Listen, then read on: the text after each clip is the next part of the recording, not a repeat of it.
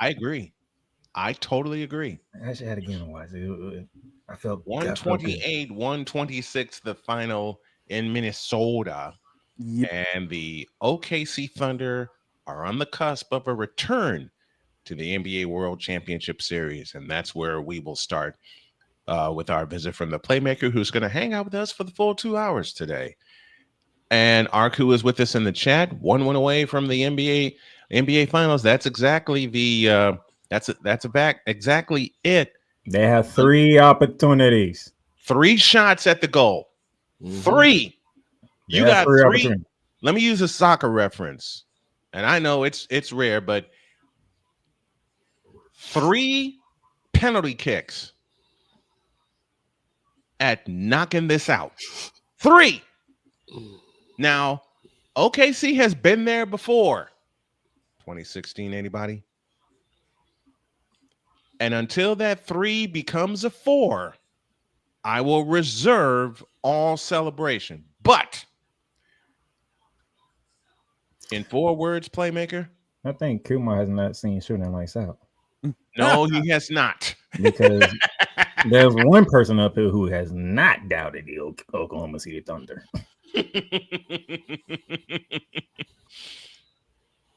And he's a permanent guest on the he's a permanent part of the show. Not a permanent guest, a permanent part of the show.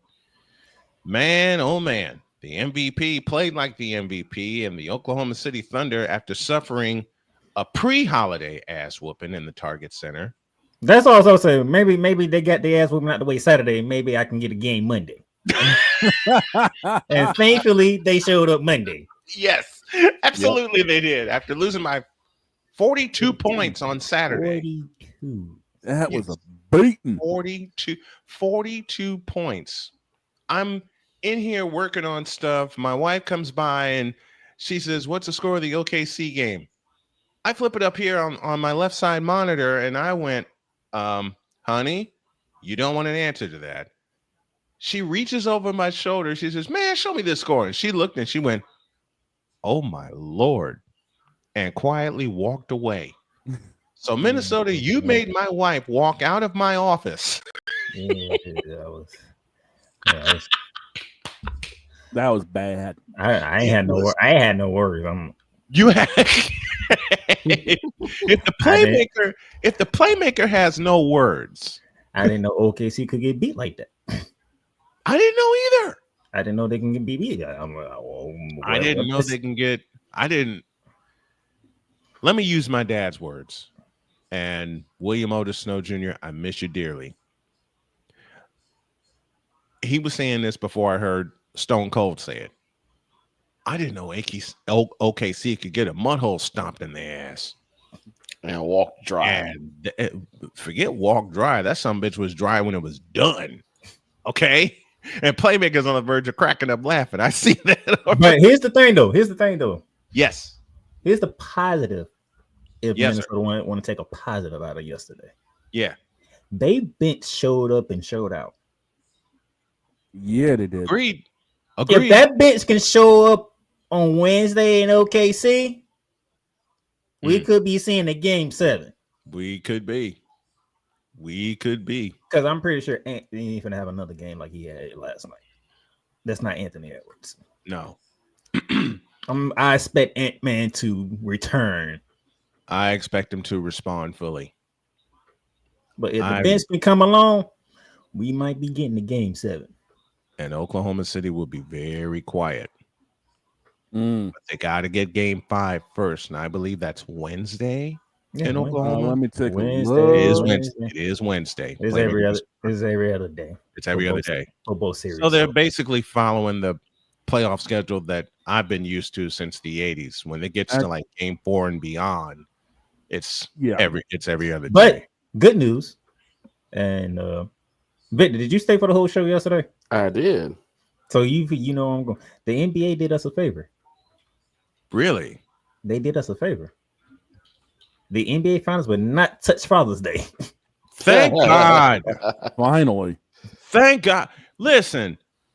So yesterday was the last holiday we got to suffer with in 2025 with the NBA playoffs. You know what? In lieu of our conversation, Playmaker, about teams getting their ass kicked on a holiday, the first one I remember seeing live was the Memorial Day Massacre in 1985, Lakers and Celtics, and the Celtics put up 148 points. I watched that game with my dad. I looked at my dad and he looked at me. My mom came in. She looked at the score. I walked out just as I heard my dad say, "What the hell was that?" That is an absolute It's- beatdown. Matter of fact, my dad pulled a Playmaker. Oh, And he just shook his head, and like Playmaker always laments Debo Samuel when he does Ramley talk, I don't which gotta is do that why no more. no, you don't. But it's Don't why gotta I do that got no hooked more. on the show. Besides your excellent breakdowns, him lamenting on Debo is why I got hooked on the show in the first place. My dad walked out of that room in '85, and he goes, "Larry Bird got us again." And I'm sitting here laughing, thinking about that. The master is with us. Not so fast, Playman. Who's it? I think it's Lee Corso who says, "Not so fast, my friend. Not so fast, Playmaker. Game 6, if necessary, of the 2025 NBA Finals to take place on Juneteenth. So that day is possible." leave it to the evil EP of all EPs You had it to right. remind us Evil. of that. You say, all right, evil.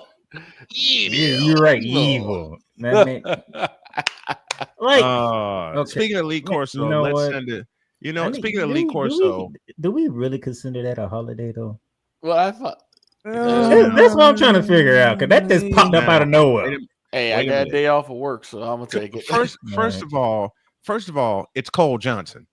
I know. Yeah. What makes me laugh is that That is your partner on Shooting Lights Out. That's my partner on Bearing Down the Gridiron too. And Bear Down on the Gridiron. what I thought And I was, will make an appearance on Bearing Down on the Gridiron Here's if the you thing I thought- gentlemen will have me. here's the thing I thought was hilarious. What's Was that? as soon as the show started, I see Playmaker, and then I see a graphic on the other side saying, Mhm. "We need to see this." LeBron in a Warriors uniform. I No, told Snowman said, Yeah. Matter of fact, go ahead and cuss him out. I told you need to cuss him out, not me. I playfully cussed you out just like I'm doing to Cole right now. Because as you often tell me, and on the one time I had a chance to join these wonderful gentlemen on a full episode of Shooting Lights Out, and y'all need to check that out in both video and audio form. Mhm. The one of the times I had a chance to join them for a full episode, you just see Playmaker with every graphic Cole comes up with, shaking his head and lamenting, going, "I let him do this."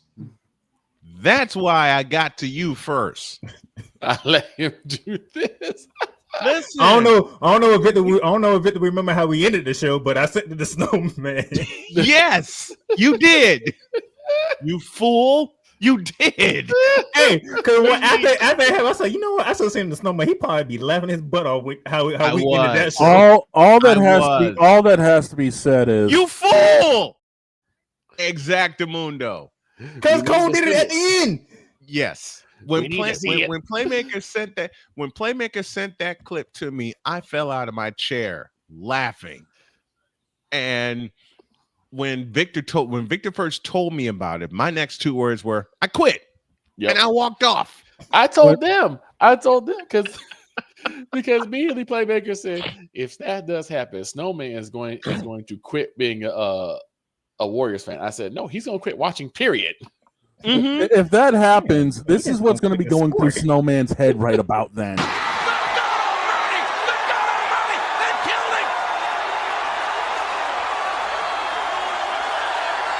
Oh my God.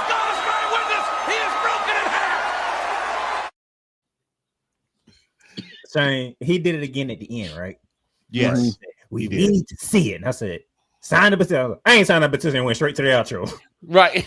I ain't said nothing. when Playmaker said that, I ain't signing the petition, and then just cut right to the outro. I was done.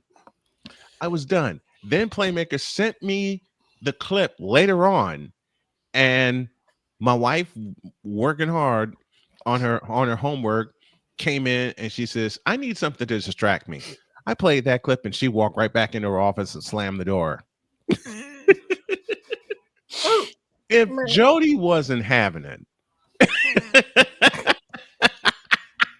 at Playmaker's face. If Jody wasn't having it, I'm like, bro, he's really trying to. I ain't signing that clip. Goodbye. Goodbye. Yep, he said, I'm not signing Instead that of doing my petition. normal And outro. close the show. Legendary. I ain't said, goodbye. That was one of the most legendary. Playmaker, we love you, brother. I love you dearly. And from a personal standpoint, thanks for being I patient. had no with me. choice, man, because he kept doing the mic. He said, I ain't saying See? goodbye. This Nope. goddamn Cole Johnson.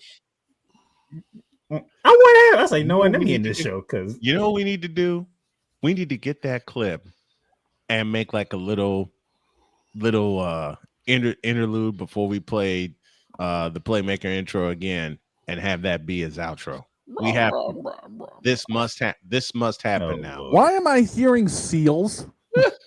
I'm still Victor, stuck. Why am I hell? hearing seals? I'm still stuck on. Damn the it. end of, I'm still stuck on the end of season service by you know who. Oh my god. God, that I'm still blown away by that. Yes. Okay, part of me is nervous because I know after finally After the first pastor meeting. and the father crossing paths, I'm worried about what the Yes. pastor's going to do to the father. Here's the thing. I went to the bathroom because I thought we were done. And Yeah. then they said, we ain't cutting nothing short. We'll be back after a break. I said, let me go to the bathroom right now because I don't know Man, what you they're know, doing. man, you know what? I'll say it again, and I'll explain it again. I came back. But hold on, Victor. Before we came on the air, and that was a Thursday. Before we came on the air, I was exhausted. I was beat up. Okay. Yep. And Jody comes by and says, why don't you just make it an express show and then go get some rest? I said, I can do that. So I talked with Dog and talked with a couple of others before Jody left, had to go to a meeting. And we made the executive decision. We're going to cut it to an hour. We're going to cut it to about 58 minutes so we can roll a couple of commercials at the end and get our stations back on at the top of the hour. Pure Adrenaline Sports joining us. That was a great walk-off yesterday by Frankie Lindor, even though it came against my team. I love Frankie Lindor. But we made the decision. We're going to cut it to an hour. We get rolling. We're just about at the top of the hour. And even before then, I sent Cole the link to join the studio. He sent an evil smile to Shane. Yep. After I told him all we planned on doing really today was the end of season service for LeBron. Yep. He's laughing about it, and I'm like, so Ray's gonna miss all this. And see, And then you gave then him he the sends that invitation that he evil- needed. Then he sends we that gave him evil smile gift. 2 minutes before air, he sends that to us. He sent that to us exactly oh. 120 seconds before air. A minute after that, he pops in the studio, and Shane just unleashes. Yeah, and we're not done I yet. saw him pop in, and I saw the graphic on the screen, and Shane says, "We ain't going nowhere. We're gonna take a break, and we're gonna come back." I queued up the commercial, full 4 minutes. Only lasted a minute. I went to the washroom, came back. By the time I came back, there's a picture of Luca, LeBron, and Bronny on the screen. And I'm like, what the? When you hear Brian in the lowest voice, we are gathered here. And I'm trying not to laugh. Yeah. And all of a sudden, before he even finishes, you hear Ray bawling. Broad. I was like, that right there. I fell out, man. Even finish. I tried this 2 years ago. out at Starbucks in Edinburgh, Indiana. 6 separate times. Couldn't do it. And then I get to the end of the show. It's I was on at 8 a.m. at the time. It's close to 10. I'm getting ready to wrap up. And then I just see this picture comes up. This picture come up in purple and gold of a funeral. And I hear him crying. And I am doubled over in my seat. Done. Man, that's what Coach. When Snowman was on with us, Coach had a graphic for every single segment. I know he Sure did. I know he did. He sure did. I'm like, Why do you think I'm so worried about what the pastor is going to do now dealing with the father? We got football season coming up. I don't know what this evil son actually has planned. What? Crazy is towards the end. He does the whole bit. Then he goes into Ray mode. Yes. And I, as a detective, like, you're under arrest. He's like, for what? What? Public intoxication. Well, I can't put him away. So yeah, probably right. I'm glad I wasn't on camera. I couldn't hold it. Listen, Cole is that's boss mode right there. Yes. Because yes. Even the chat got involved on the fun. We threw everything at this man that we could. Not only did I bring out the father, I brought out the mafia don. And he got brushed to the side. This is why I like Playmaker and Shalace out. Because Playmaker just sits there, he'll just shrug it off like, we're gonna go to something different now. I'm not gonna sit here and play with you. I'm not entertaining this. What did I do? Shut up. No, I'm not entertaining this. No, I'm not doing it. No, I'm not. Like, nope, not engaging. Yesterday, the close by Playmaker yesterday. I'm not signing this. Goodbye. And he went right to the closing. I looked at that before I came in the studio today, and I'm just like, if I didn't do that, we probably went for another 10 minutes. Probably. 10. No, 10. I'm cutting this off right now. Than that. I'm cutting it off right now. Yes. Ain't no chances because this is getting extended. This is getting cut right now. But I do got some questions though. Yes. I do have some questions. And I got one for Playmaker. Specifically, I want to shift gears just a tad to the WNBA right quick. Oh, who's gonna get that? Matter of fact, I was about to say, boss man, we may want to save that. Let's hold that for the second hour because we got we can do that for the whole second hour with that. Okay. Let's do that for the whole second hour. Matter of fact, since we're improvising, let's take a break and come back. I have a little homage to pay to the Playmaker, and I'm going to make him laugh his head off at the same time. Back Here we go.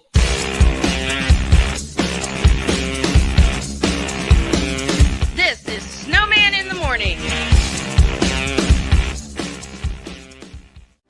Are you ready to upgrade your coffee game? Prepare for an invasion of flavor with Invader Coffee. It's the caffeinated elixir that fuels champions, the blend that pushes boundaries. Whether you're battling deadlines or exploring uncharted territories, Invader Coffee has your back. Join the invasion at invadercoffee.com and taste the difference for yourself. Use the code Snowman for 15% off your first order. Invader Coffee, veteran owned.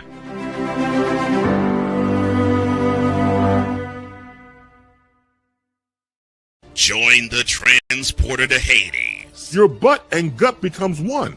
Join the reformer of hooker whores. This is my daughter, Placenta Booty Johnson. Join the bronze god. Whenever you are in distress, take off your baseball cap and throw it in the air. Join your very own superhero of broadcasting, Chris Bass. So whatever color crayon they get, they palm it and do 2 circles, and that translates to I can be the black people. As she takes you through the week's paces in Baseline. Live every Saturday at 8 a.m. Eastern, 7 a.m. Central, Pacific Time Zone people, just stay asleep when this is on live and just catch the recording. Oh, I'm sorry. Exclusively on the Chris Bass YouTube channel.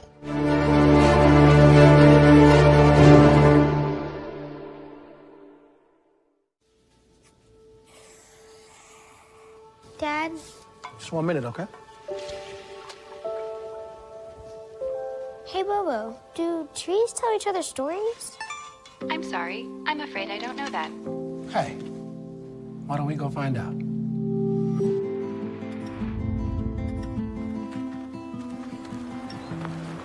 is. Do clouds take naps? I couldn't tell you.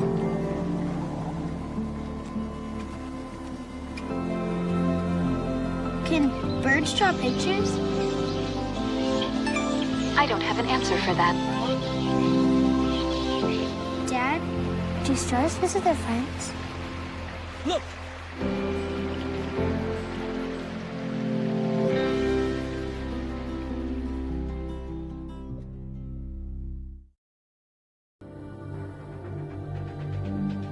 The spirit of battle is a powerful force.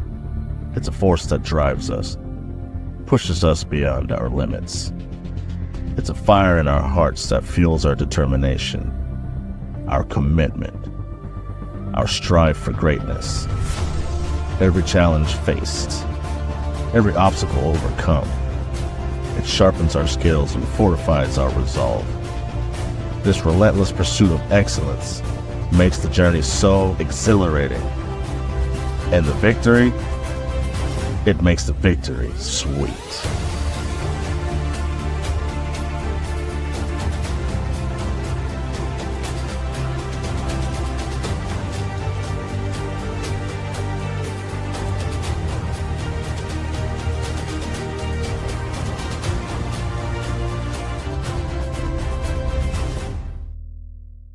Hey everybody, Snowman here. Looking for the best way to experience live events? Well, SeatGeek has you covered. With just a few taps on your phone, you can find the best seats for concerts, sports, theater, and more. Don't miss out on unforgettable moments. Download the SeatGeek app today and get ready for an experience like no other.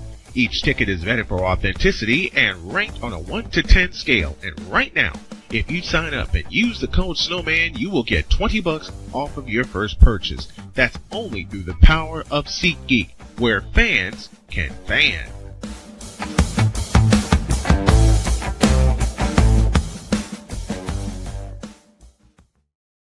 Mister, how do you operate this Twitter thing or this Instagram thing or whatever the heck? You're supposed to know all this stuff. Anyway, welcome back to the show. Yes, that's my beautiful wife on that voice. Let's welcome some people, and Shane, get ready to push a button for me.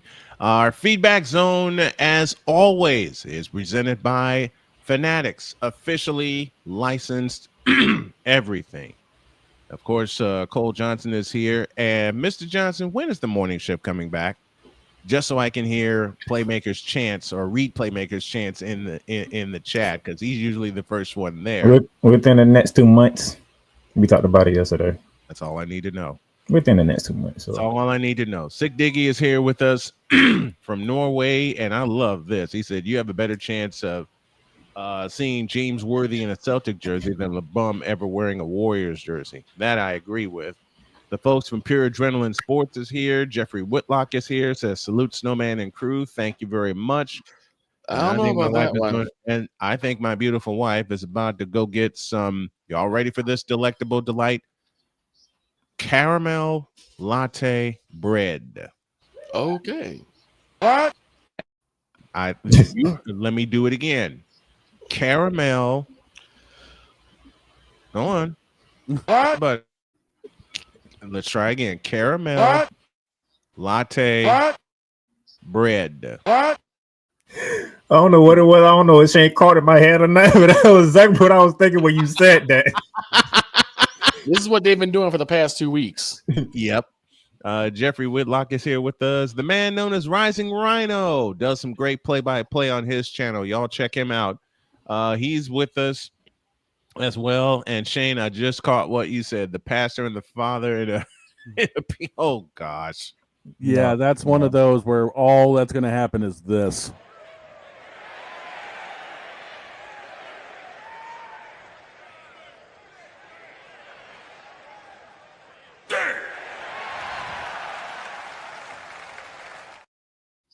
That happened yesterday.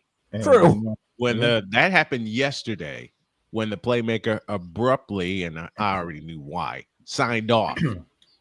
That happened. That happened yesterday. Now let's get it right. This is what was going on in Playmaker's head yesterday. Shut up, bitch!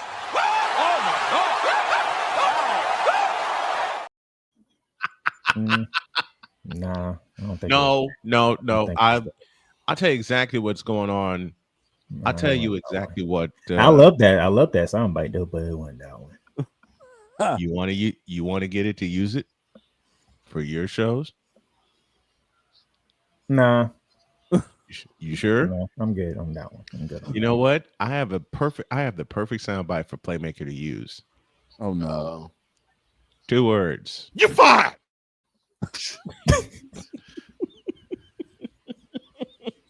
That works. Look at him. You're fine. I think every show can use that. And I bet when I say every show, I mean every single podcast in the world can use that soundbite.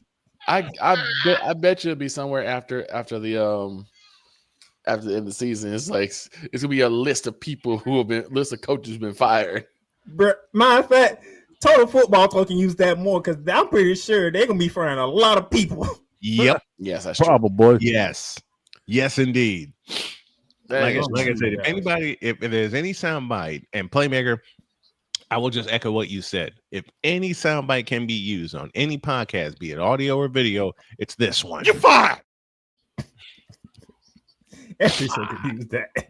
I know. Well, but you know what? And then there's also this one that they could also use most anywhere too. Stop it. Get some help. That is true. Legendary. I know. Listen. Play that one again. Play that one again. Okay. Stop it. Get some help. I could see Playmaker going on a rant about something, and then he'll come to a point where that applies, and he will be trying his best not to laugh before playing it. It'll probably be a Jason Whitlock take. I have never done a Jason Whitlock take. You know who could use that? I have never done it. Wise. No, Cole can use that because Wise gonna say what he gonna say. Yeah, Wise is gonna. This will be true. Wise gonna say what he gonna say. This will be true. That's where Cole can come in and use that. Let me tell y'all how I got hooked on Playmaker's programming. 2021. I was shut in with COVID. Both my wife and I were shut in with COVID. Playmaker was reviewing the Rams 49ers game. They played in week 18. And the Rams had a chance to knock out San Francisco. Mm-hmm. And then I put my headphones on and I'm listening to Rambly Talk. I found it on Spotify. I immediately made it a favorite. And then all of a sudden, probably the most I have ever went off on the Rams. Yes, was that game. That ain't the most I ever went off on the Rams. And I'm listening, and all I hear is this growl come out of Playmaker. Seriously. I know. Seriously, because they lost that game in overtime, 27-24. I just hear this growl come out of Playmaker, and I know he said it with gritted teeth when he says, quote, Deebo Samuel got us again. And I can just feel the anger building every time he talked about it, which led to the creation of the now famous or infamous That Team in Santa Clara.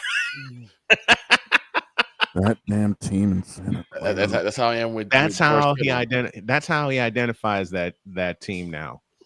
I know because I know it gets on your nerve. That's why he did it. So you know what? I'm gonna put a picture of somebody else play with that damn team in Santa Clara. I love when you say it. Though. Hey, when I first said Snowman looked at me like, no, this is that damn team. That team. Claire. And listen, Playmaker flashed a look when he said it, and I challenged him playfully, and I said, no, you mean the San Francisco 49ers? And you just see Playmaker do this. And he goes, no, that team in Santa Clara. Gritting his teeth, steam coming out of his ears. And I'm trying my best not to laugh. No, but if in all seriousness, if you haven't checked out the Playmakers blog and the programs, therein or the website, and I'm throwing Playmaker a lot of flowers here. Y'all need to do so because the programs are terrific. The blog is constructed wonderfully. If you've seen any episode of Shooting Lights Out, it just keeps getting better and better each week. So Playmaker is throwing some great stuff at us. More of it is going to keep coming. So I suggest you all hook into the Playmakers blog and all their programs. About 2 months from now, I'm thinking around July 30th, Bearing Down and Gridiron returns. And to make Snowman and the rest of y'all out, I'm gonna have a co-host. Can you guess who the co-host gonna be? Well, I didn't hear because my wife had distracted me for a moment. What are you doing in about 2 months? Bear Down Gridiron is coming back. Oh, and I'll be having a co-host officially. Oh, Cole Johnson. I already know that. Mm-hmm. The most evil and throw a little appetizer out there, Victor. Yeah. I supposed to be creating him his own segment so he can go after the NCAA. Oh boy. Oh no. Oh boy. Oh no. Can I have a piece of that also? I'm gonna let him handle that first because it's the first time I'm doing this. Understood. Every time he's on, he has something to say. Things I was like, I might as well create your own freaking segment then, so you can just go after the NCAA every time. What's it going to be called? I have no idea yet. Oh boy. But we were talking about something before the show that in the fall, an expansion of Snowman in the Morning is going to happen because it's going to be football season, especially on Fridays. Why? Fridays, we do our NFL picks each week. This segment that we started 2 years ago, because we started recording our picks 2 years ago. This segment started as a 15-minute segment. And then when Cole moved on to do the morning shift and Shane came in and Victor came in as my co-host as well as my producers, it started at 15 minutes. And Shane said every time, look, we're keeping this at 15 minutes. So of course I bent the hell out of that rule and started bringing guest pickers on. Which Shane said, great idea. We can expand that. Then there was the first time I ever brought the lovely Deb Whitkus on the show 2 years ago. And off to the races we went. And now it's turned into an hour. Now it's going to be a full hour. And I ain't got no damn control of the segment. What are we talking about here? That's why I was laughing at you because you was shaking your head like, first of all, you picking all 16 games. Like, that's a lot. That's a lot. And then too, everybody has their own breakdown of what they think is going to happen in the game. Yes. It's not only that, though. It's not only that. It was the mere fact that you get to a point where there were games that absolutely no one could care about. And Snowman has now introduced the total anarchy games. The games that he will not pick and he will take. I think that's what Snowman misses me at because when we used to do that, I'm like, next. Oh, you ain't even going next. Oh, you mean this?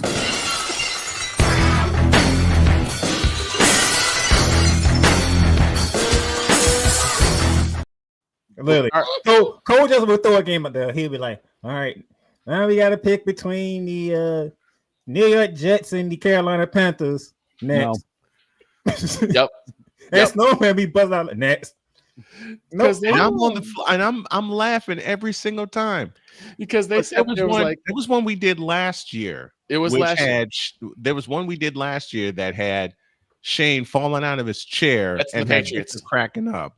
Deb was with us on that particular episode. It was Jets and the Patriots. It was the Jets and the Patriots from New England.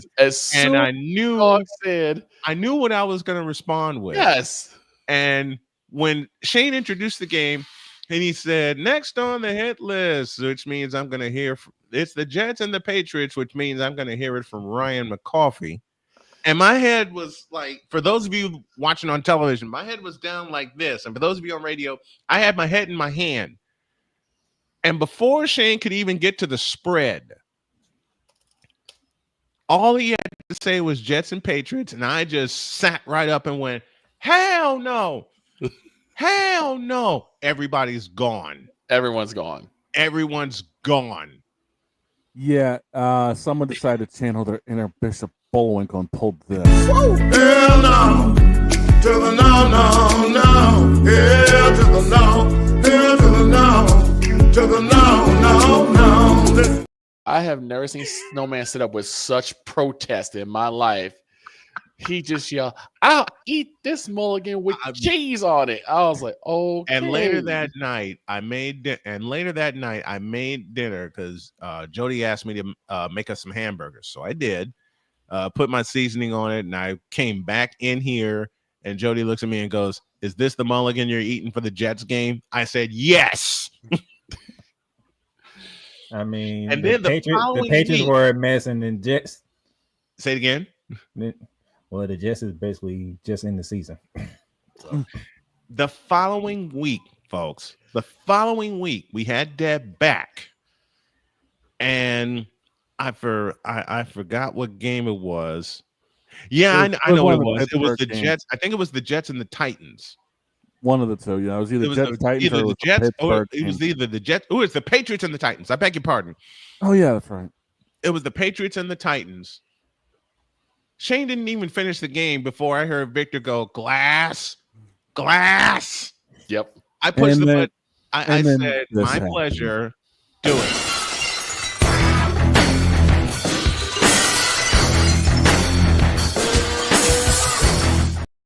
Which led to Deb, and I'm sitting there with a straight face, which led to Deb cracking up and saying, "How many of these you're going to get?" And I'm going to get that clip and just pull it in and go, as I said last week, hell no. You know what? I might can actually use that clip now. I might can use that. I'll for make college it, football. Playmaker. I will make it. That'll for be you. the great clip for rivalry games for me. You know what? Not only will I do it for you, I'll do it for Cole, I'll do it for Shane, and I'll do it for this show. I will make that clip this afternoon. Y'all got it. I'm And glad. mind you, at the end of that entire show, I get finally through everything. Which these took are the picks brought 45 to you by minutes. Bet US. Get me the hell out of here. That's no. And I just literally We- tossed my notebook. I'm like, get me the hell out of here. Well, the notebook had pages flying when Shane tossed it over his head. He tossed the notebook over his head. He said, "That's our picks brought to you by Bet US. Get me the hell out of here." I'm sick of this. I'm Yep. sick of this. I'm sick of this. That episode right there, we mirrored. But Playmakers good news for you, Shane. closing. Good news for you, Shane. What's I that? I bet the over on the Patriots. Okay. I took the over. I think it was like 8. I think it was like 7.5. I think. Something Yeah. like that. Yeah. I took the over on the Patriots, which is odd for me because that's a team I can't stand for obvious reasons. I see how it is.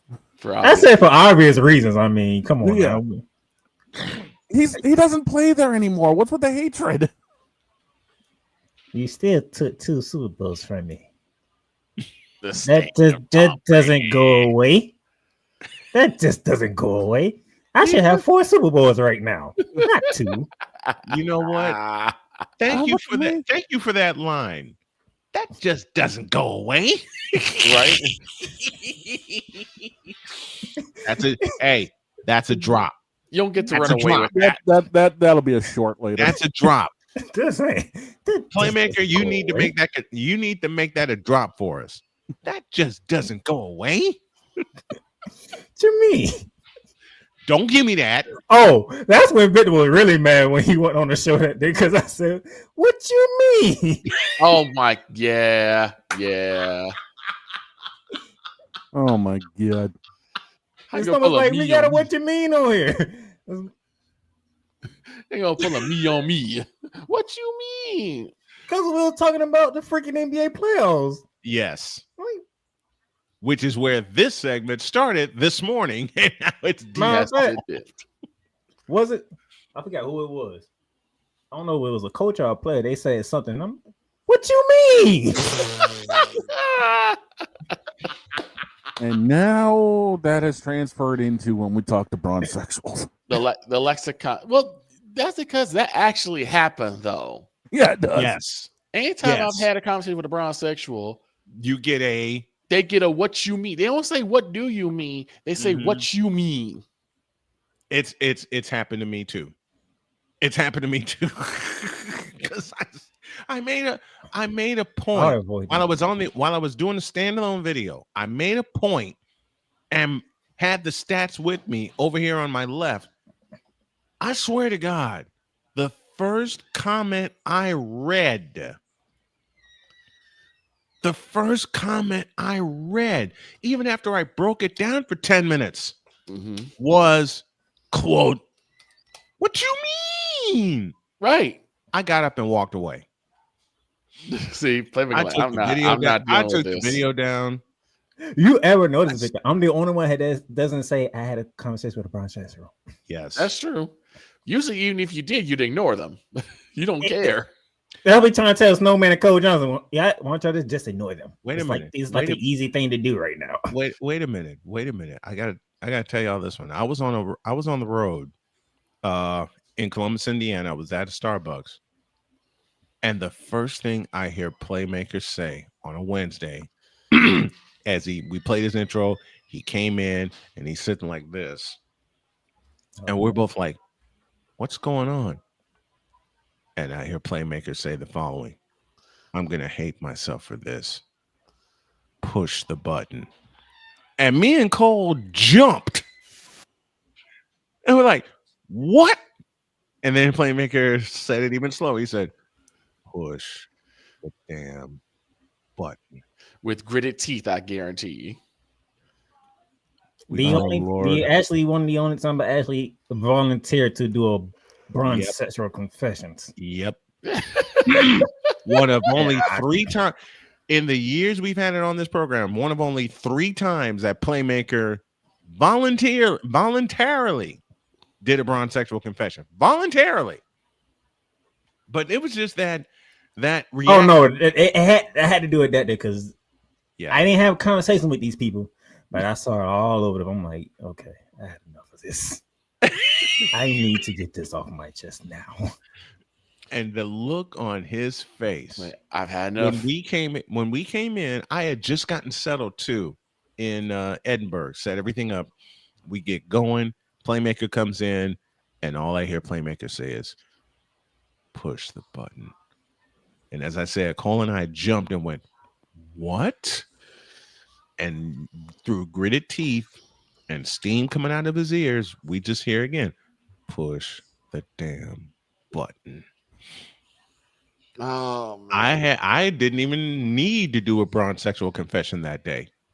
Playmaker did it for us, and he went completely off. I was fed up. I was fed up at that moment. I think it was at that point where they tried to really denigrate Michael Jordan. I'm like, okay, yes, y'all not making no sense there. I am sick of this. I gotta get this off now because y'all making no sense to me right He now. went okay because I'm like normally I'm like there's no way Playmaker's gonna get bait. It's like whatever, y'all say something, it's y'all opinion, but for you to say nope, I'm done, I've had it, I've had enough. For Playmaker, and by the fact, Victor, that was before I even did the whole LeBron's gonna get the record and watch them lose. That was way before that. That night, Playmaker sends me a picture of LeBron dressed in black. They were playing Oklahoma City. And I remember Playmaker's words. He says, he's going for the record. He's dressed in black. He's going for the record. Yep. Which he got. And yet, as we all correctly predicted, they took a big fat ass.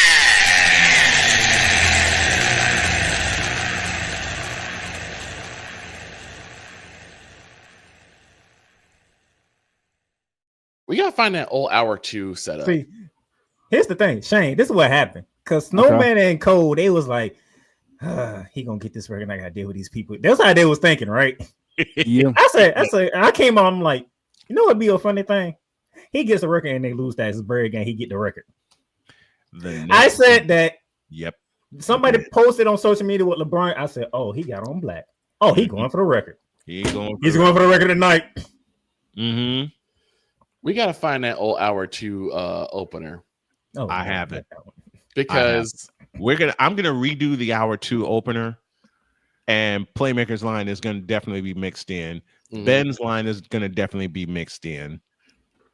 Okay, but we gotta have Playmaker's line mixed in on the new hour 2 opener. Yeah, LeBron James, the greatest scorer of all time. That's still to this day. That's still McCarthy's favorite soundbite. Mine too. Still to this day. Mine too. And he be saying on the Discord, I'm like, why did I ever say that? I think some of my best ads came from when Playmaker was on the show. Mm-hmm. There's 2 I remember off the top of my head was Shadow Realm Wireless. Yep. And Flowers by Udoka. The whole thing with the Shadow Hour Wire is because I had just finished watching Yu-Gi-Oh! And I was like, you know what? I'll banish y'all to the Shadow Realm, and then Victor turned into Shadow Wireless. Wait a minute. That's how that came about, actually. Mm-hmm. Here's one of my other favorites from Playmaker. Here's one of my other favorites from Playmaker. Cole had something wicked up his sleeve. Mm-hmm. All right. And we didn't know what was coming. Chris Bass was with us. This was on a Friday. Chris Bass was with us. And then out of nowhere, we see this. So I realized that I think even though it's not advertised, right, there has to be a place for stupid people. We don't know because we're not stupid, so we don't know anything about it. It's like a secret club society. Oh my gosh. So I come to the conclusion that he graduated from SU, stupid university. Yeah, all the stupid ass letters that go along with graduating, high honors of being stupid. I can't do no more, man. Vámonos, dominos, vámonos. Stupid university, where everyone graduates. Magna cum stupid. We were all laughing after Cole dropped that. Matter of fact, I wasn't even on that show. It was the Tuesday afterwards because I didn't even know. Cole just played it. Cole dropped that gem, and then Playmaker dropped this gem. You put me in a stupid realm. It's like, what? What was that? Where did it even come from? And then Snowman was like, we had Chris Bass on Friday. I'm like, that's all I need to know. That's all I need to know. I pulled up one that I remember. This is like right after the whole Ime Udoka situation. You're an idiot for that one. And I just said, idiot for that. Find yourself in trouble with your lady? Maybe got caught in the wrong situation with your pants down? Try Flowers by Udoka. From the penthouse to the doghouse. Get back to the penthouse again. We're Flowers by Udoka. Between Victor and Sid Diggy in the chat with these ads, I'm be like, where do y'all be coming up with this stuff from? Man, Sick Diggy has us rolling every day. With some of the craziest. Either we make you champions or we make you humble. All right, ladies and gentlemen. The one with the barbecue sauce. Be sure ladies and gentlemen, I'm sorry to do this to you, but since we about to hit hour 2, the fun is over. Time to get business for hour 2. Oh, here we go. We got a lot of business to talk about. Here we go. 2. But first and foremost, how about an ID? We owe y'all an ID before we go to a break. And it's not. I don't have it in my sound base. Never mind. Let's go to a break. Let's go to hour 2, and we got some ish to talk about the WNBA because something is going on, and we don't like it. Hour 2 after this.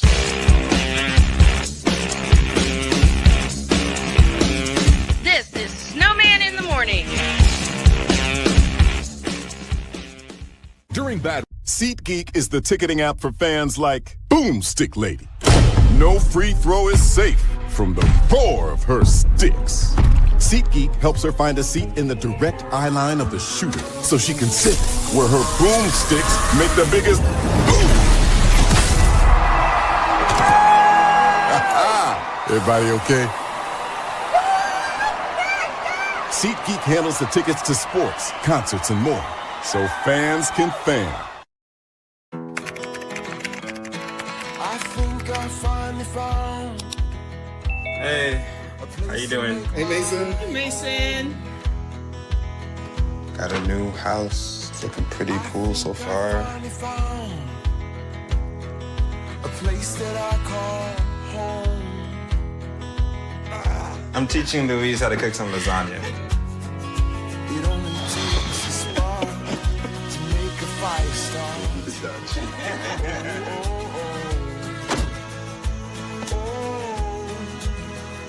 Thank you. Study, please.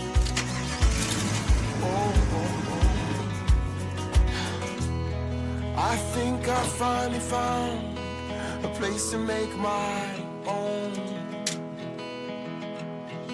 A place that I call home. This place that I call home. My mother was always very familiar with her neighborhood, but one day she stopped at the stop sign for much longer than usual. And she didn't know whether she should go forward or turn, and she wasn't even really sure where she was at. It was very unsettling for her.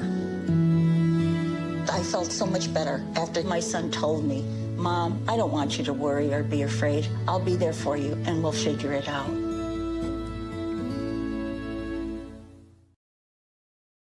This planet has been great to me. It's given me gifts that I can't even explain. It's given me adventures and memories I'll never forget.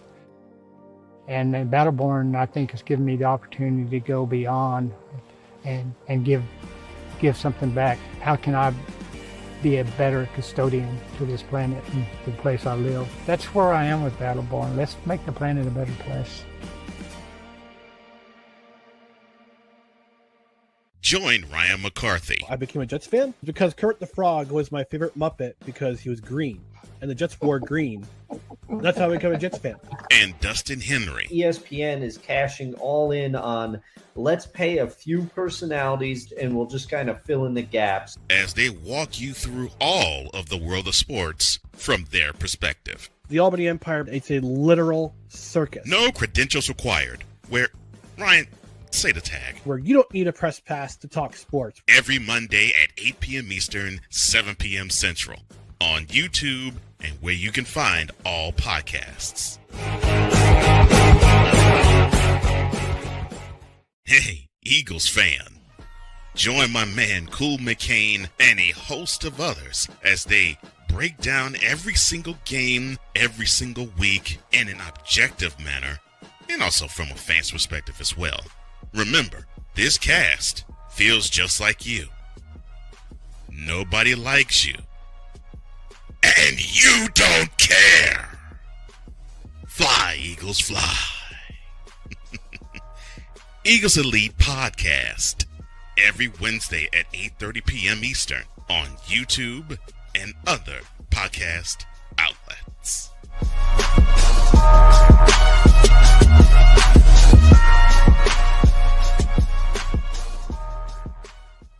Mister?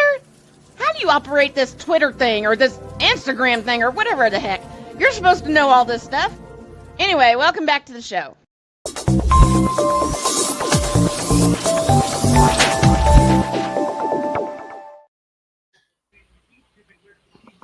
I forgot to turn that down. From Chicago to Indianapolis to Louisville and all the way out west to Arizona. Welcome back to Snowman in the Morning for hour 2 of this spectacular, and it's presented in part by Fanatics. Looking for the latest gear from your favorite team or favorite player? Fanatics has you covered. Whether it's NFL, NBA, Major League Baseball, or WNBA merch, you'll find jerseys, hats, and exclusive drops all in one place. Rep your squad like a pro and take your fan game to the next level. Visit Fanatics today and gear up. Fanatics, officially licensed, officially awesome. And speaking of the WNBA, that's where we're going. All right. Probably going to go for this entire hour. And I halted Victor from asking a question. Victor, the floor is yours. You can ask. Okay, so it's actually 2 questions. First and foremost, how are the New York Liberties so damn good? They're loaded. I did that game Saturday and saw how dangerous they are. Even though Playmaker sent me a funny message saying, "Yeah, they won. They still piss me off, but they won." They did. This is how good the New York Liberty is. They got up by as many as 13 points. Indiana got up by as many as 12, and then New York just shut them down. And Vindicator confirmed I'm still mad about it because he saw the show yesterday. Yep. He did. Yep. He said, I'm still mad. I can confirm that. And speaking of the Liberty, I have the champs tonight as they host the Valkyries of Golden State at 7 p.m. Our pregame will begin at 6:30, and it's Not going to to be fun. Not to pick on the big dog, but my Liberty turned into the Boston Celtics in the third quarter. That was pissing me off. Yes. Why are we jacking threes left and right? Dog caught strays already. Listen. Playmaker, you had every reason to get mad. Every reason, because they were in control until that third set of 10 minutes. But there's a bigger. What was your second question, Victor? So my second question is more of a rhetorical one, but I'm gonna ask anyway. I was talking about how media loves to try and stir up things, whether it's controversy and drama, right? And since Playmaker is a big fan of Stephen A. Smith, I was watching something just after the Sky and the Fever, yeah, where they were talking about the foul and everything, and Cedar's asking, do Angel Reese and Kayla Clark have a love or a like for one another? To which the other ladies are like trying to say, well, they have a respect for each other. It's like, that's not my question. Do they have a love and life for one another? It's like, we know what you're trying to do. So I'm going to ask this. Is this whole rivalry between Caitlin Clark and Angel Reese, is this just media drumming up controversy for the sake of controversy? We're all going to take a piece of that. And Playmaker, I'll give you the floor first. I remember when Marley tried to ask that question and Stephen A. corrected her. It's that player in Caitlin Clark and that player in Angel Reese. Here's the thing, and this is why me and Cole came up with our storylines going into the season, because the media and the fans will actually determine how the WNBA goes. Y'all focus so much on Caitlin Clark. She's not even in conversation for MVP right now. True. Very true. And you can see the frustration, Snowman. How frustrated did Caitlin Clark look on Saturday? Very frustrated. Very frustrated. She was out of sorts. But did anybody talk about the physical who's leading the race currently right now? No. Actually, in the mainstream media, no. Because I remember a question. Well, I'll save my comments. Go on. Are we talking about the best player in the WNBA and Asia Wilson? They're not. They're not. Are we even talking about the defending champs? Who are the defending champs? What do we always say, gentlemen?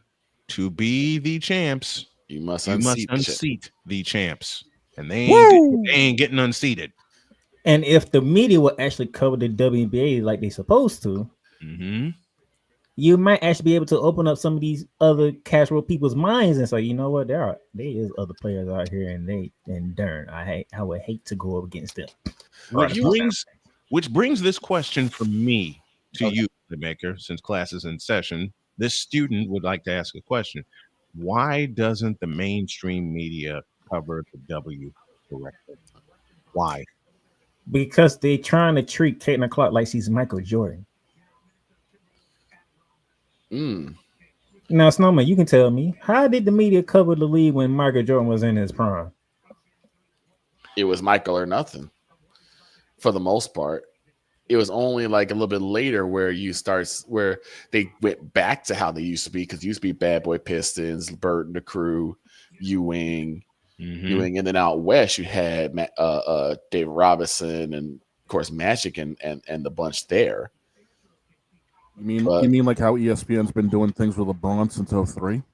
I'll answer Playmaker's question. When Michael showed up in 1984, and this is totally legitimate and it's totally true. When Michael showed up in 1984, all eyes went to him.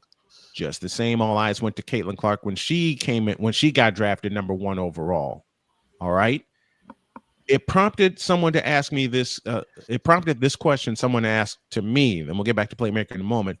Who I thought the MVP would be this year. The first name that came out of my mouth was Asia Wilson. And they said, give me your top 3 candidates. And I said, I'll give you 2.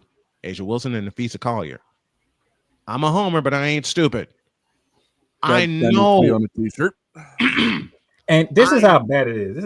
Because while Snowman calling the game, I'm posting on Facebook, right?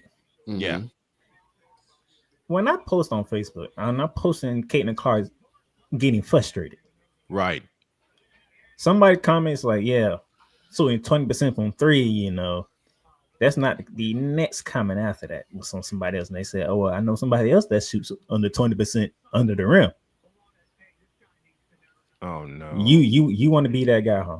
You want to be that you want to be the jerk, huh? Oh boy. Because guess what? We all knew who was he referring to. Yes. And she has nothing to do with the game that we're watching right now. None. And Playmaker can confirm, I got so many comments Saturday about that particular player, aka Angel Reese. And we're not even looking at her. I'm looking at Jonquel Jones, looking at Natasha Cloud, Sabrina Ionescu. I'm looking at the champs. People who are on the that's TV. where my play-by-play was concentrated on. Go on, and Playmaker. yet again, people decide to bring up players who aren't in the game. That's my problem. And it comes back to those two. That's how people look at it. And it shouldn't be. And I said this before. I said anytime Angel has a bad game, it's always going to be not only magnified, but it's also be compared to Caitlin. Because I saw so many people after she had that what was it 5 for 11. 5 for 11.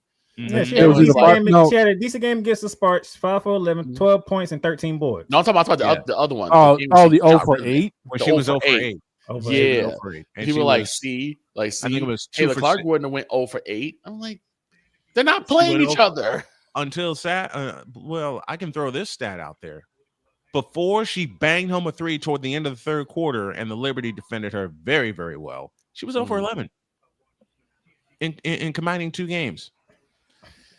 She was 0 for 11. You saw the visual frustration on her face. Yes. But it doesn't. Listen, the WNBA. Give me this camera here, because I'm going to say it the way Playmaker says it. And Playmaker, you're going to be very proud of me. The WNBA is more than Caitlin Clark and Angel Reese, ladies and gentlemen. It's Nafisa Collier. It's Jonquel Jones. It's Asia Wilson. It's Natasha Cloud. It's Brittany Griner. It's Ryan Howard. It's Alicia. It's Alicia Gray. It's all of them. All of them playing their best basketball right now. The future is the future. The future is going to be the future. Okay, let's let it come naturally. But the thing is, it's not even the people on their own team. It's like people forgot Camila Cardoso is still also on the sky. Yep, Camila Cardoso, Courtney Vandersloot has returned to the sky. And I'll mention a point that Playmaker said, which that is very, very true. They drafted Haley Van Lith out of TCU. And this goes back to the first game of the year, and I will echo Playmaker's question. Why'd you play only 4 minutes when the game was already decided? Good question. Chicago's in a whole mess right now. So. Yes, they are. Oh, yeah. They in a whole mess. And Taylor Marsh, I'm actually disappointed because he was under Becky Hammond for 3-4 years? 4 years. You finally got your opportunity, and you don't know what to do with the team? Right. Exactly. Right. Exactly right. You have Asia Reese, you have Camila Cardoso. And you don't know what to do. You run the this team looks lost. Thank you. What did you say in game 1? What did you say when the Sky played Indiana in Indianapolis, and we did there that were game together. several times where the players, and I point out Angel because that's the one I saw mainly, looked absolutely lost in what they were doing. I said, is that a coaching issue? Because if that's a coaching issue, I'm holding that to the feet of the fire of the coaching staff, because you need to have your players running plays so they know where they need to be. And here's the thing. I'm like, there's nothing new. Indiana, they have a new coach, even though she's been the head coach before, but she never had a team like this. Right. You got Golden State. They're a completely whole new team. Right. Literally. And they're 2-1 coming into tonight. There's been coaching changes left and right. So why is you don't know why does your team look brand new? You was on the big. You won 2 chips with Becky Hammond. Back-to-back championships. You know what talent looks like. Now you in the head position, and I hate saying it because he's actually a black coach. But you gotta keep it a buck. Speaking the truth, my friend. But the Chicago Sky looked lost, and that's not what we had coming into the season. Mm-hmm. Now we understand the struggle, but not lost. Like they do not know what they should be doing. They don't know where to go. They don't know who they're guarding. They don't know who their assignment is. I mean, there were several times when in that first game where Angel just looked like she was looking around like, where am I supposed to be? And I'm like, she wasn't like that last year. No. She was not like that. Because Teaspoon knew what she was doing. Right. And they let her go. Foolishly. Look at me, playmaker. I'm saying this the same way you did. Foolishly, they let her go. They didn't give her a full chance. And in many ways, that pisses me off.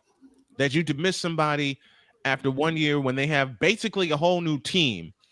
Right. Under the same messed up regime. Remember, this is the regime in Chicago that won them a championship in 2021. Mm-hmm. What happened after that? Coach is gone. Spoon comes in. Right. Well, actually, they went through 2 different coaches. They went through another coach, and then they went to Spoon, who only lasted 1 season, which is bullshit to me. Mm-hmm. Okay? They looked at Angel Reese's failure and blamed it on Teresa Witherspoon, which is not fair. They didn't give her a full chance, a full fair chance. You understand me? A full fair chance to let her. And the bad part about it is, as much as I pick on the Connecticut Sun for having a brand all season, yep, they actually putting up fights in these games. Absolutely. Right. That's what, isn't that what when we did our preseason on Shooting Lights Out, that was one of the things Playmaker mentioned about every single team. Just put up a fight. Look at Golden State. They're 2-1 right now, facing the champs in New York. They 2-1. They don't even have a franchise player. No, they don't. They lost their opening game to the Sparks, got even by beating them in Los Angeles by 9 last week. Yep. And now they get that, and now they're in a spotlight game because they're playing the champs. Which you're gonna get a very deserved welcome to the champs. And plus, Kaylee Thorne, you have to catch this out. I'm sorry, you have to catch this out. But it's interesting what the Sky's going through, and then even more interesting. And I hated that I had to break that news on the show yesterday. Yeah, that's what y'all gonna do now, media. Because you're not going to have Caitlin Clark for 2 weeks at the minimum. I'll answer your question. I was driving yesterday when the news came to me, and I broke it on my TikTok page, and the comments that I got. Oh boy! After that, echo Playmaker's question. Mainstream media, what are you going to do now? Yep. It echoes Playmaker's question. And I am afraid, as a member of working media, which I've been for 30 years, I'm almost afraid to see the enthusiasm that's going to pour from the mainstream media because Caitlin Clark's going to be out and at least a month. And it's something that Playmaker and Cole both addressed yesterday. About certain group of people are going to stop watching, at least for those 2 weeks when Caitlin's not there. Yep. And I say good riddance. Yeah, let them all go. Let them all give me this button here. Let all the people that think they know the W and are not going to say a word about what's going on with the other teams, let them all go the away so real folks like us can cover the league in its entirety the way it's supposed to be covered. And thank you, Playmaker, for knocking some sense into my head. Got to give you your flowers for that. And do it right. If you're that shallow that only one player is the reason why you watch, and you're gonna stop watching when that person's not there, you're not a real fan, and we don't need you. And you know the funny thing is, mm-hmm. the focus was on Caitlin Clark, her frustration. Then Natasha Cloud fire at the end of the game. Mm-hmm. Ain't nobody talk about Aaliyah Boston, who bust our ass with 27 points. 27 and 13. Right. This is why John Craig Jones and the rest of the crew didn't want to say, you know what? Listen, no. John Quell Jones, who is the finals MVP, the reigning finals MVP, mind you, countered almost every move that Aaliyah Boston put up. Mm-hmm. Okay. John Quell Jones was something else. All right. I've been a fan of the W since its inception in 1997, and my first favorite player ever my first three favorite players in the W ever were Rebecca Lobo, Lisa Leslie, and Cynthia Cooper. Love them all. And I make this challenge to any and everyone that is going to walk away from covering the WNBA because Caitlin Clark's injured, because you know what's going to happen. You know what's going to happen. And matter of fact, right. See you later. Since we doing flowers, Nneka Ogwumike sent the message through Angel Wilson over the weekend. Yes, she did. Wait a minute. Natasha Cloud and like I said, Playmaker, this is me making an apology and giving you flowers and growing all at once. Natasha Cloud for the New York Liberty just made them even more dangerous than ever. You know what the bad part about that is? What's that? And I said this in a comment. I should make a post about it. Y'all lucky we don't have Banaja Laney Hamilton this year. Right. Her with Natasha Cloud. Oh, y'all getting locked down. New York would be a lockdown team. Exactly. Then you have to add on top of that. Now you got to deal with Conjura Jones on the offensive side, Sabrina Nisko on the offensive end, and then Brianna Stewart on the Brianna Stewart is like a third option now. And yet, I'm gonna have fun with this game tonight. Y'all lucky we don't have Belijah Laney Hamilton this year. Ooh, Playmaker, if you get it, I don't know if you're working tonight, but I'll be calling the game tonight. If you can tune in, I'd love for you to tune in and chime in. Blake Hammock said, I don't know a lot about the W, but I'm trying to learn and I'm open to getting taught up. Well, Blake, hang around with us. Mm-hmm.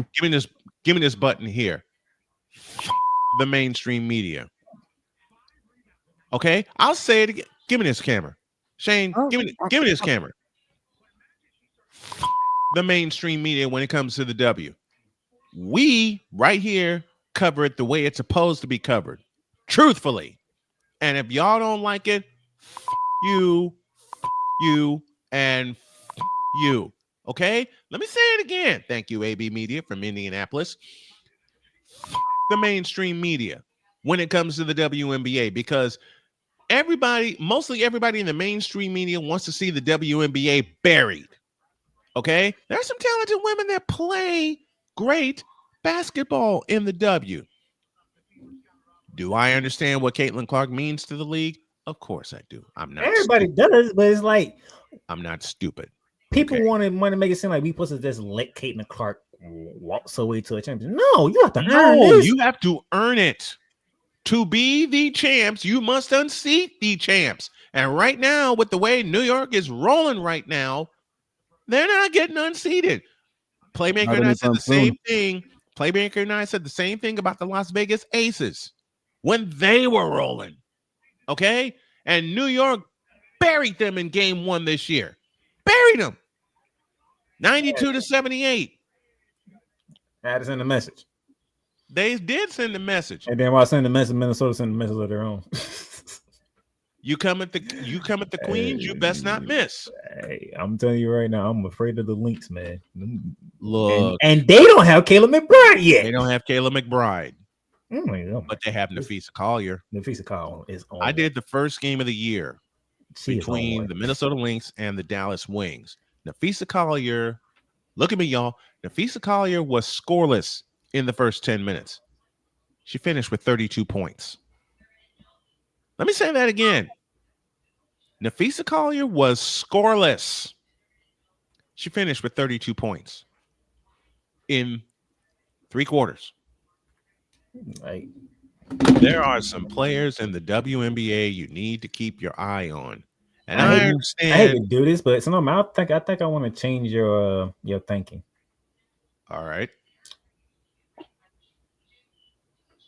Cause I know you saying you want to do the Golden State Valkyries and the New York Liberty, right? I'm going to. It's scheduled. I want you to do tomorrow's game. Cause that's the first game without Caitlin Clark for the Indiana Fever. Already on the schedule. I won't. They're in Washington. They're playing the Washington Mystics. I cover the Fever. I cover the Indiana Fever because I live here in Indiana. Playmaker, you don't even have to ask me twice. It's already on the schedule. Blake, I want you to put down if you can get to NBA TV tomorrow, 7:30 p.m. 7:30 is a tip off. This is the first game Indiana will play without Caitlin Clark since she's been drafted to the WNBA. And I wonder how they're going to respond. And I got something. Listen, Playmaker, this is for you. Beginning, I scheduled it for tonight, but I'm going to do it tomorrow on a pregame. I kind of figured. I'm like, I don't think that's the way Snowman wanted to start that new show off. And you know the show I'm doing. Full Court Fever makes its debut tomorrow. We will talk about the Caitlin Clark injury and everything else along with it. But give me this button again. The mainstream media. If they won't cover the WNBA correctly, we will. All they gotta do is do the same thing when they're doing the NBA. That's not harder for them to do. Playmaker. Who are we talking about here? I know. In 4 words, Your Honor, I rest my case. Now, all you mainstream media fools, even though I didn't start it this way, or we didn't start it this way, get the up.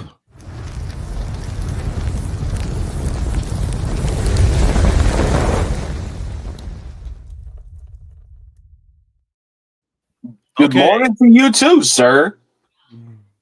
Who's that? Droid. Oh, what's up, That's a droid. I know it. I know. I knew somebody was there, but I just couldn't know who. But you sat there the whole time listening. Because look, let me do some. Little Boston can keep this team. I have respect. I sit down, I listen, I shut up. I want to see can the Little Boston keep the Fever afloat. We're gonna find out tomorrow. Comes back. I got to do this really quick because my wife brought me a delectable delight here. I was about to say, are you noshing on that 2,500 calorie cake? This is the cake. This is the bread that my wife brought me, and it's caramel latte bread. She brought you that at the wrong time. This live taste test, and yes, we're gonna do it live, is presented by Showman's Pampered Chef Party. This is a fundraiser I'm doing on Facebook for pancreatic cancer. The site you need to help with that is pancan.org. You can find all the products and everything through my group, Snowman's Pampered Chef Party. And I'll do this read right here. Join the Snowman's Pampered Chef Party and upgrade your kitchen game from premium cookware to time-saving gadgets and time-saving recipes, as my wife will do. Pampered Chef has what you need to slice, dice, sizzle, chip, chop, and fricassee like a pro. Support the show and shop with us because every great play starts with a solid game plan in the kitchen. Click the link in the description and let's get cooking. All right, folks, here it is. This is my wife's delectable delight and our first taste test for Snowman's Pampered Chef Party. This is the caramel latte bread.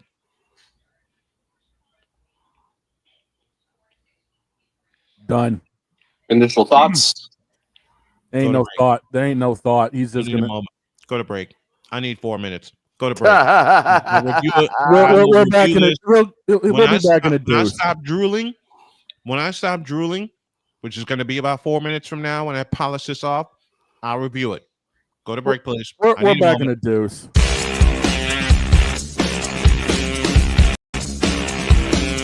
This is Snowman in the morning. During bad, SeatGeek is the ticketing app for fans like Boomstick Lady. No free throw is safe from the roar of her sticks. SeatGeek helps her find a seat in the direct eye line of the shooter so she can sit where her boomsticks make the biggest boom. Everybody okay? SeatGeek handles the tickets to sports, concerts, and more, so fans can fan. I think I finally found. Hey, how you doing? Hey, Mason. Hey, Mason. Got a new house. It's looking pretty cool so far. A place that I call home. I'm teaching Louise how to cook some lasagna. It only takes a spark to make a fire start.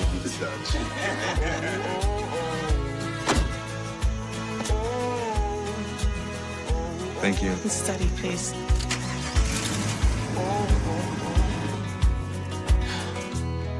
I think I finally found a place to make my own. A place that I call home. This place that I call home. My mother was always very familiar with her neighborhood, but one day she stopped at the stop sign for much longer than usual. And she didn't know whether she should go forward or turn, and she wasn't even really sure where she was at. It was very unsettling for her. I felt so much better after my son told me, Mom, I don't want you to worry or be afraid. I'll be there for you, and we'll figure it out.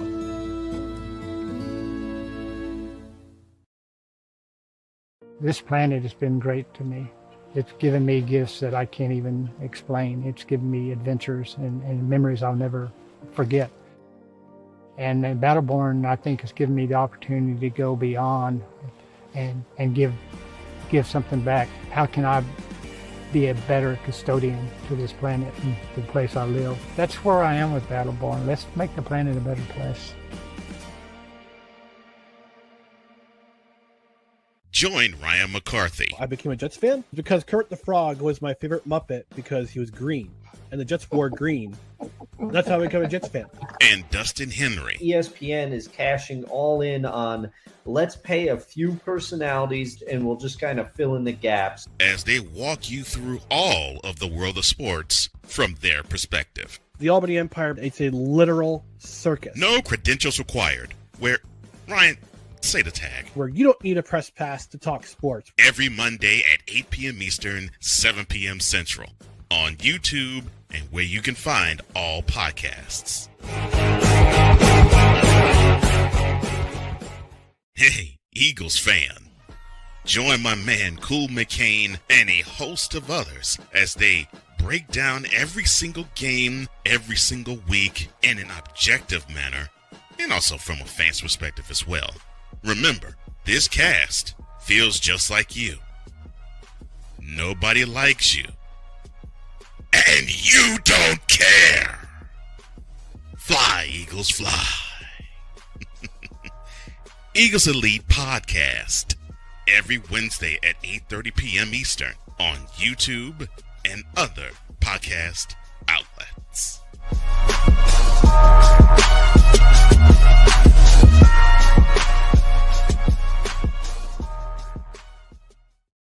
Mister, how do you operate this Twitter thing or this Instagram thing or whatever the heck?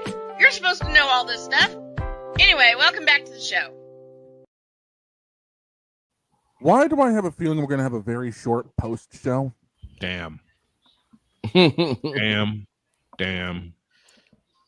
Give me this camera. I say, can you hurry up? I got to get back to Indiana, the other Indiana. No, you don't. Because they're Yeah, gonna win. No, you don't. Oh, they might win tonight, but they still got to get this.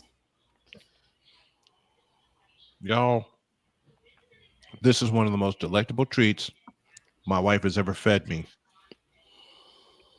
And it's like 50,000 grams of calories. Caramel latte bread. It's available on my Snowman's Pamper Chef Party page. Every dollar that we raise through it via recipe purchases, hardware purchases, and food purchases goes to benefit pancreatic cancer. Okay. Not even 4 minutes was enough. Back to business. Yep. Before you do,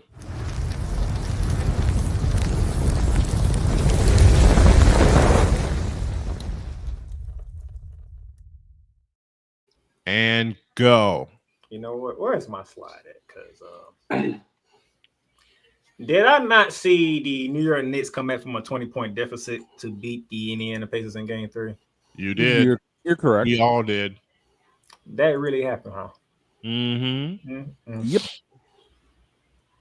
You do realize that is the 6th time in this postseason that a 20-plus point lead has been evaporated. Mm-hmm. 3 of them belong to New York. I'm gonna get to that one.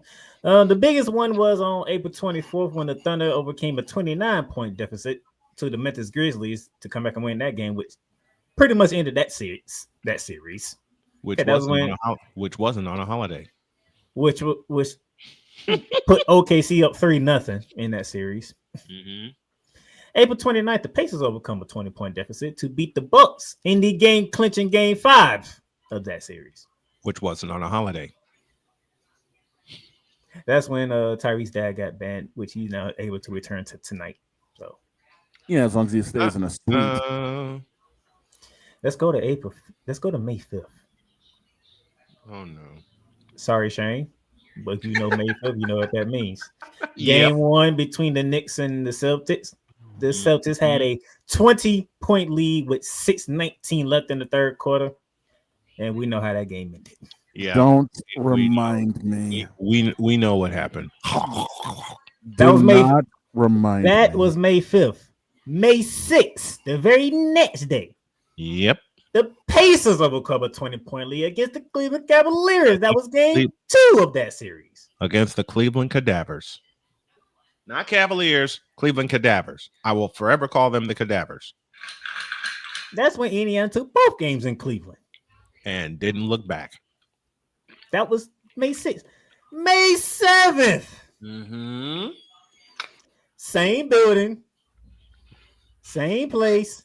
Same quarter. Same result. Knicks down 20. This time with 3:12 left to go in TD Garden. And we know how that game ended. Don't remind me. No. Same place, same arena, same situation, same result. And then 2 days ago on Sunday, May 25th, the Knicks are down 20. They are down 55-35 with 3:20 left in the first half. And they come back and beat the Pacers. And they beat the Pacers by 6. 6 in one postseason. Mm-hmm. The most that has ever happened. Victor? Yes, sir. I don't know if you ever seen anything like this. I don't think so either. Nope. No league is safe in the NBA. No, it's not. No, it's not. None. And then Snowman actually said earlier, which I call them the cardiac Knicks now. Yep. Cardiac Knicks. They have 3 of these 20-point comeback victories. Where's Marv Albert when you need him? 3, which is the most done by a single team in the playoffs. Speaking facts here, sorry, Shane, but the Knicks were the first team to ever overcome back-to-back 20-point deficit in back-to-back games. Mm-hmm. I'm just catching strays today, ain't I? Oh, we got more. Hey, when the facts are the facts, You're gonna get the strays. You're gonna get the strays when the facts are the facts. Hell, Lord only knows I've caught So many of them. And the craziest thing is with the Knicks, and Cole Johnson said this yesterday, they done all 3 of these on the road. Yes. 2 in Boston, 1 in Indiana. And if I look at it, the Thunder's comeback, that was in Memphis. Yep. The Pacers comeback against Cleveland, except for when the Pacers did it to the Bucks.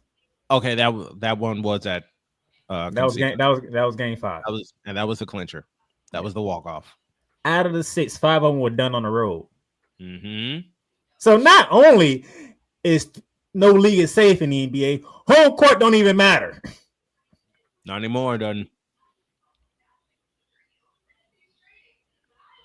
If I was to go back and look at all the road wins, there might be more teams that run on the road than they won at home in this postseason, which is ridiculous. I thought home court meant something. Can I laugh at that? You already did. Touche. Do you remember when home court meant something? Yes. Yes. Remember them days when you like, especially I can go recently. Remember them days when you were like, damn, we got to go to Golden State to win a game. Or damn, we got to go to Boston Garden, the Forum, Orlando. You gotta go win Game 7 at TD Garden. Damn. Yes. By the way, just to fact check everything, in the first and second round of 2025 playoffs, there have been 28 total road wins. Mm-hmm. The first and second round by themselves. 25. 28 road wins. 28. And that was just in the first 2 rounds, let alone the fact of 27, 24, and 26 were throughout the entire playoffs the last few years. Damn. Home court don't mean a damn thing. Not anymore, doesn't. That's why I'm saying I got to go to Indiana tonight, because if y'all let New York take both games at home, after y'all took both games at Madison Square Garden, there's going to be some problems. Because you're giving a team that you beat last year in the playoffs. Now you let them get some. We can actually beat y'all now. Mm-hmm. You don't want that, especially when you're 2 wins away from a trip to the NBA Finals series. You haven't been there since you had Reggie Miller. 2000. And only appearances in history. What's funny is he's the one that's calling the game. Which means it's going to be louder than hell in there. By the way, sub note: the Knicks and Pacers are both 6-1 on the road so far. Good. Oh, crap. It's gonna be hype. It's gonna be loud. But what happens if the game doesn't start out the way it did last time when you got to a 20-point lead? What if the Knicks actually put up a fight and make y'all fight for it for a whole 48 minutes? So be it. And kudos to Karl Anthony Towns with a 20-point fourth quarter. Kudos to Tom Thibodeau. That man actually paid his freaking bench. Yes. Yeah. Yes. See what happened when you play your bench? Jeez. How many times have you said that, playmaker?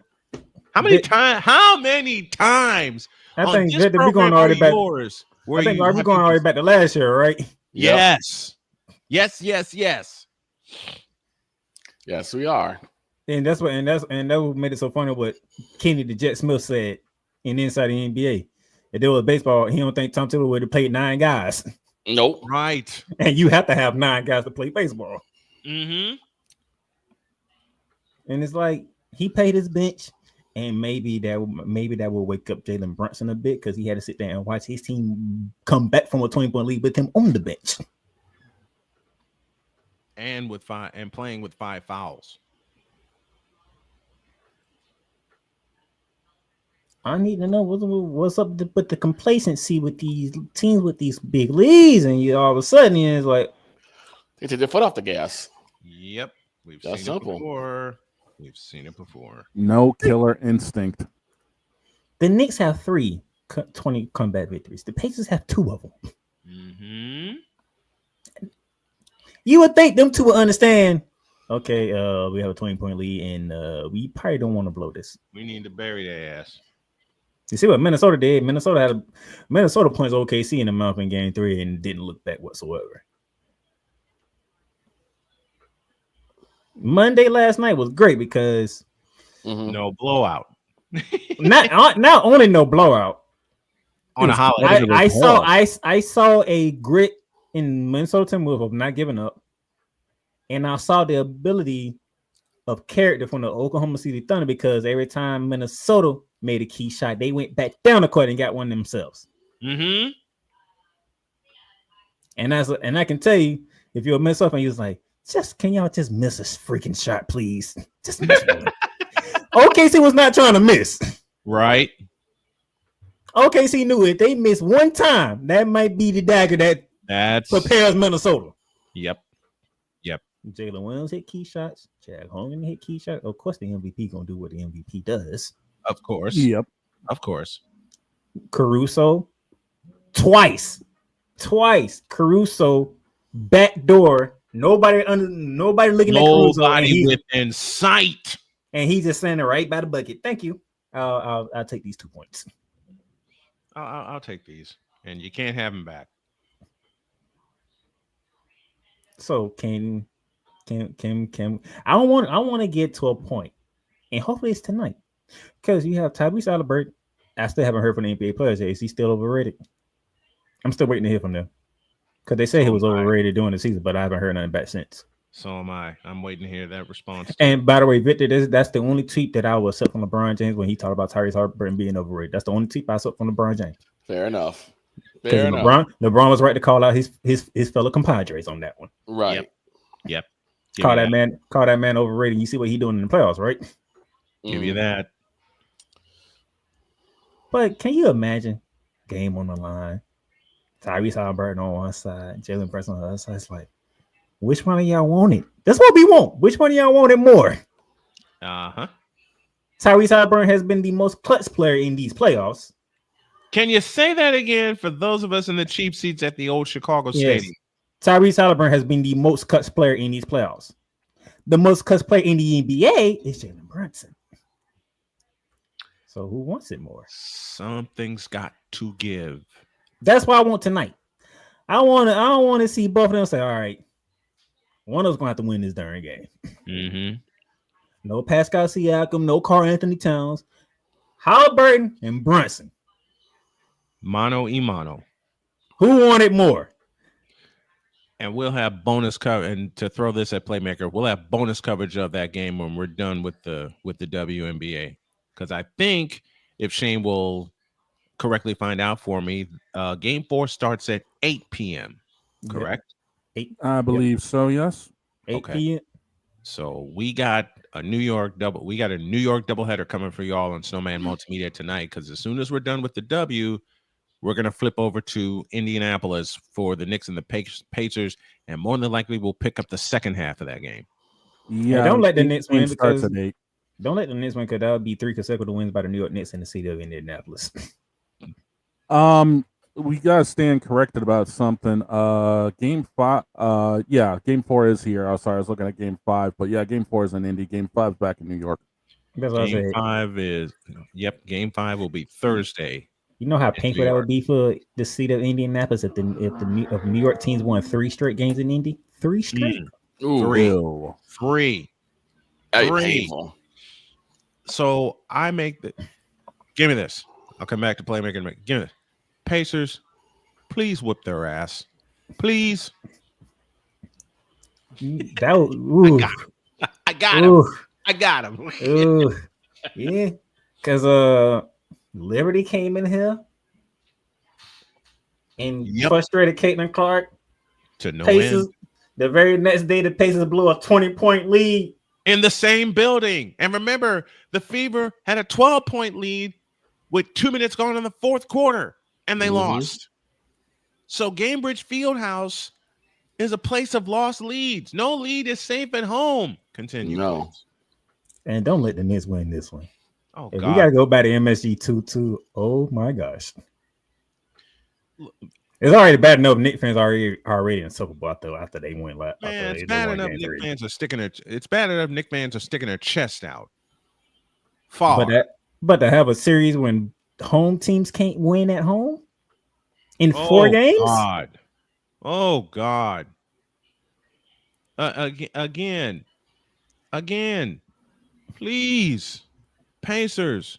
Mark Boyle, the fabulous voice of the Indiana Pacers. Please, just simply put, whoop their ass for 4 quarters, not 3. And this is where I give a message to Tyrese Halliburton. You cannot let the Knicks win this series.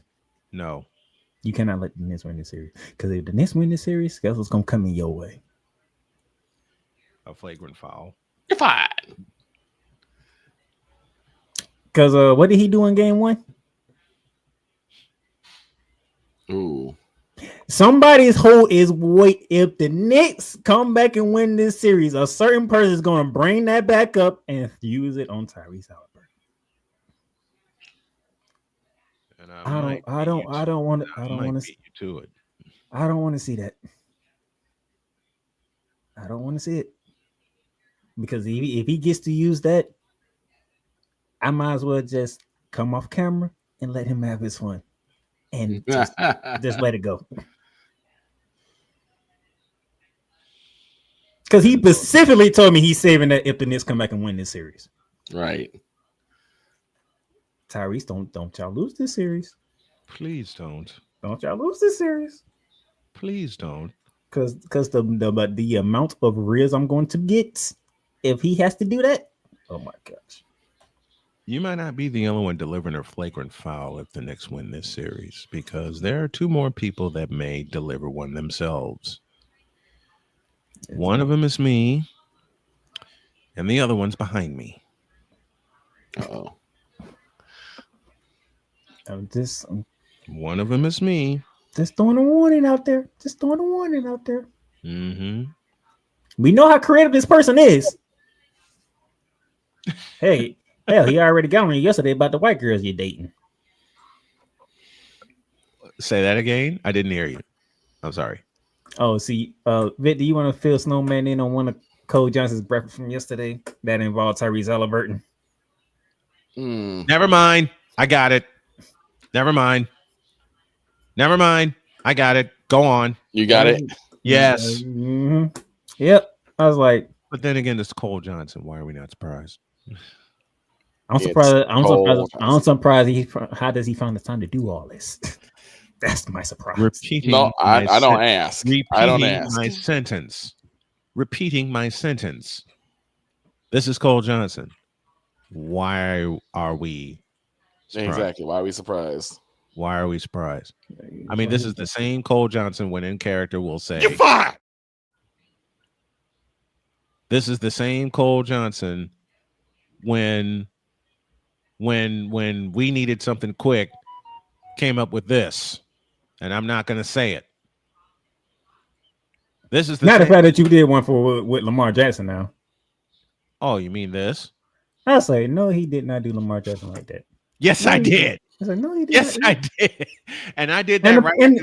And the problem is, I can't fight against it. That would make it even worse. I can't fight against it, and I have to sit here and be like, "Yeah, Lamar, you." And I'll tell you when I did that graphic, right after the AFC Championship game, that I called. Oh no! See that one? That was and the 2 facts that I brought up: AFC Championship against Kansas City, AFC Divisional Round against Tennessee. What are the 2 common denominators? They were at home. Actually, 3. They were at home. They were in prime time, and they got socked in the mouth. Mm-hmm. And you know what the crazy part is, Playmaker, about this right here? I thought it. Victor said it. And I was like, that's got to be a graphic. And right after the break, when we it broke became down a graphic. And right after we broke down the AFC Championship, all of a sudden, Yes, Lamar, it is you. I mean, I really don't want to make one of those for Tyrese Halliburton. I really don't. Oh, but I no. will. If it happens, I will. Like I said earlier, and y'all have heard me say on this show, I'll eat that mulligan all day long. I'll eat that L all day long should it happen. You don't want to eat. That's the L you don't want to eat. I'll look, if it happens, it happens, and I'll eat the bitch. Okay. And one of the best ones I ever created, I think Playmaker saw this one. We had a lengthy 45-minute discussion about this guy. Got him. Wait, which guy? Got him. DJ Because Moore. I threw out the statement when the Bears signed DJ Moore.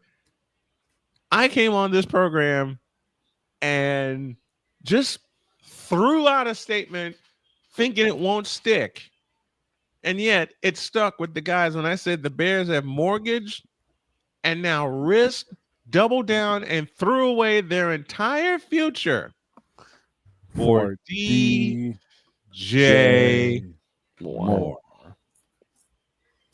Why is Playmaker going to fall out of his seat? I mean, you know, I was the first one on him. Like, DJ Moore's pretty good. He should be all right. And then I realized, especially with Victor on, well, they have mannequins for offensive line, so that doesn't help DJ Moore. I mean, right? They don't have a quarterback, which doesn't help DJ Moore even further. Right. And it just kept going down here. And I'm like, oh, I understand. And then, of course, Wait a minute. since we're going to be putting shots out there. Wait, just a moment. Just a moment. Since we're firing shots to end the show, Victor came on here one day pissed off at me. I said, Victor, what's wrong? He says, you know damn well what's wrong. Don't give me that. It just happened to be after week 5 on Sunday Night Football. And I let Victor go off. And after we went to a break and came back, this happened. And that happened. And Victor was cracking up and he asked me a question. And he says, where do you find these pictures? Victor, question for you. Go ahead. Why did it take so long for everybody to finally stop talking about the Cowboys? Why are you asking me? I've been saying let's keep quiet until week 1, but no. Everyone has to talk about This is the first off season. I ain't have to hear about the Cowboys. Well, Now- after the whole, George Pickens pick, then everyone started being quiet. True. Now, I mean, last but not least, I even got Shane. Shane opened his mouth one morning, went off about Robert Kraft. And as soon as Shane said, yes, Robert, it is you, 30 seconds later, this happened. And Shane cussed me out. He did it playfully, of course, folks. Shane cussed me out up and down. After you deserve that one. Yes, I was at the show. Hey, no stealing my stick. Then he put the accent behind it. Oh, good old Father O'Shaughnessy is here for you, my children. Once you heard yes, Robert, it is you, I threw my hands up. Yes, Robert, it is you. It has always been you. It will always be And you, as you soon devilish as you- little bastard. And as soon as you spat that out, I'm over here looking at this monitor, putting the graphic together. Now get out of my house, you satanic And moron. the picture that you got of Robert Kraft, Yes. does he not That- look that's what ices it. does he not look like he eats spoonfuls of mustard? He He looks looks like he just got a big old bottle of mustard and a spoon, and that's his breakfast.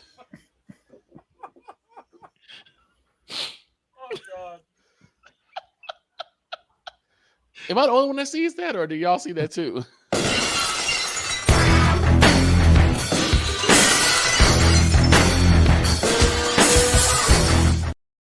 That's what the NBA playoffs been like. Right. This is true. This is true. One more Yes. time.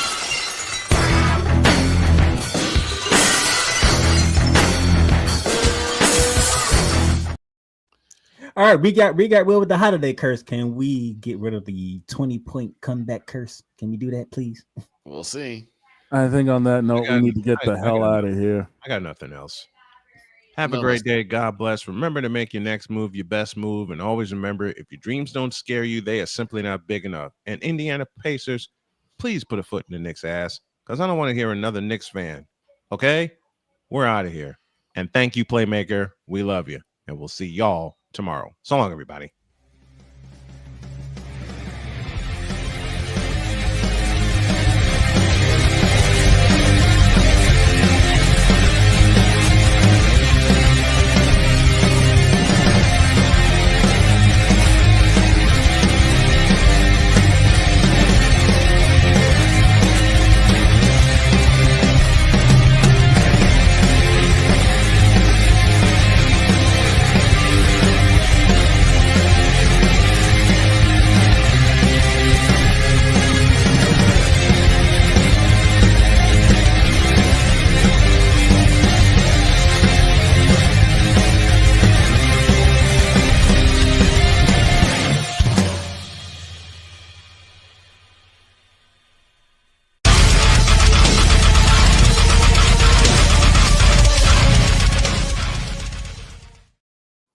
And by the way, James Harden, you a bitch.